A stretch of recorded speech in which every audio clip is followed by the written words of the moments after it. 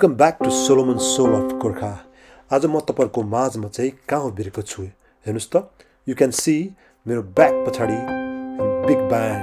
तपाईले यो बिग ब्यान भन्ने नाम सुनिराख्नु भएको होला। यो एकदम फेमस र प्रचलित ठाउँ हो र यो ठाउँ चाहिँ ठ्याक्कै यो लन्डन आईको नजिक पर्दछ।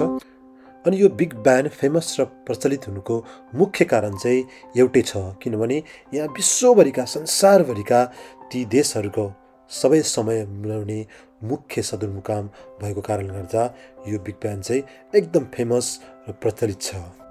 भिडियो स्किप नगर्नुस्, बाँकी थुप्रै कुराहरू देखाउने छु। अहिले चाहिँ लेट्स मुभ।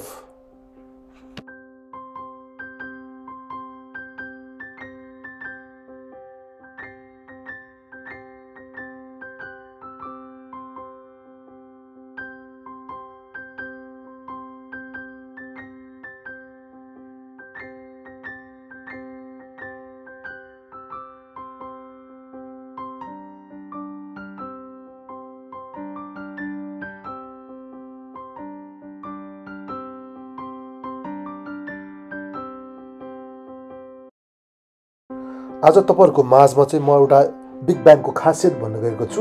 यसलाई चाहिँ एलिजाबेथ अफ टावर पनि भनिने गरिन्छ। यो 1843 मा चाहिँ यो बनाउन सुरुवात गरेका थिए र 1859 मा चाहिँ यो सम्पन्न भएको थियो।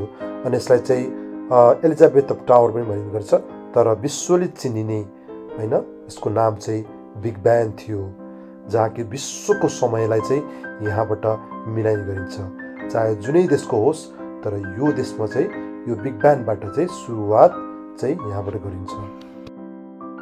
अझ म तपाईहरुलाई थुप्रै कुराहरू देखाउने छु, कृपया मसँगै रहनुहोला।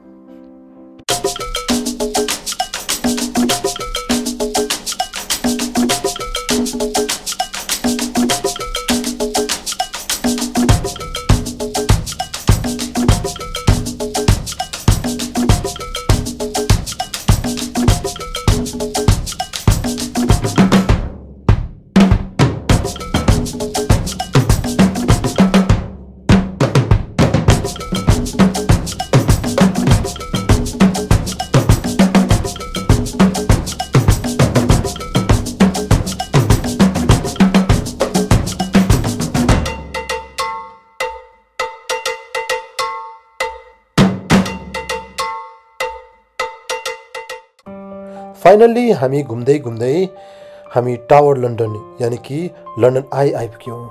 अनि बिस्तारै बिस्तारै हामी धेरै कुराहरू, नेपालको कुराहरू चाहिँ गर्दै जाने क्रममा चाहिँ हाम्रो भाइ जगत भाइको धेरै कुराहरू, मार्मिक कुराहरू सुन्ने मौका पायौँ।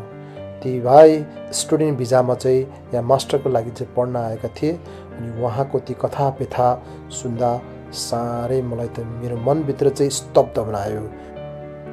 धेरै समयसम्म चाहिँ म भाइको ती कथा व्यथाहरू अनि नेपालको ती राजनीतिकहरू धेरै कुराहरू मैले सुन्ने एउटा अवसर र मौका पनि पाएँ।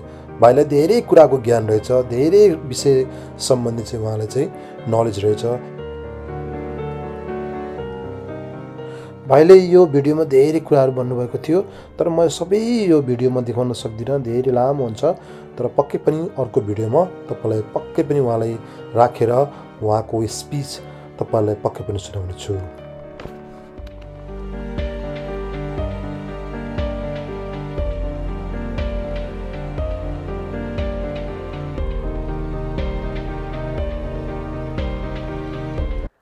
हामी बिस्तारै लन्डन आईबाट हिँड्दै हिँड्दै जाने क्रममा चाहिँ हामी बिस्तारै चाइना टाउन पनि आइपुग्यौँ, जसलाई चाहिँ हामी सोहो भनेर चाहिँ चिनिने गरिन्छ।